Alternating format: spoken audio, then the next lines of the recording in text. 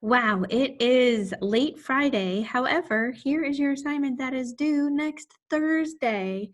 Remember, next Thursday is when your art assignment is due. It is your final completion of your backdrop plus any of the art components that I added on, such as last week we had an art challenge that you could choose one out of, I think it was 3 or 4 challenges. And you were supposed to apply those to your backdrop. For example, perspective. You could have drawn your backdrop in a 3-dimensional perspective. Another thing that's due next week is your reflection questions to visiting the virtual wax museum. I want to hear about how your tour was, and that's on YouTube. The link is found in last week's Google Doc, and I included that on this week's Google Doc so that you can have them linked together. This week, get ready for it, you have a new art challenge, and this art challenge is an interactive component. Interactive, who knows what it means? Interactive, something that you can play with.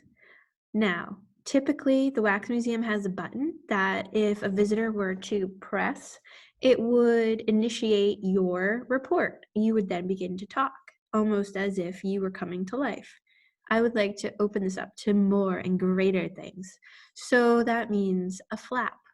You could open a flap, and underneath it, there might be a fact about your character. You could have something that spins, and you could have something that pops out. It's totally up to you. And just keep in mind that when you go to a museum, there is a designer that has to design each exhibit to make sure that you don't get bored.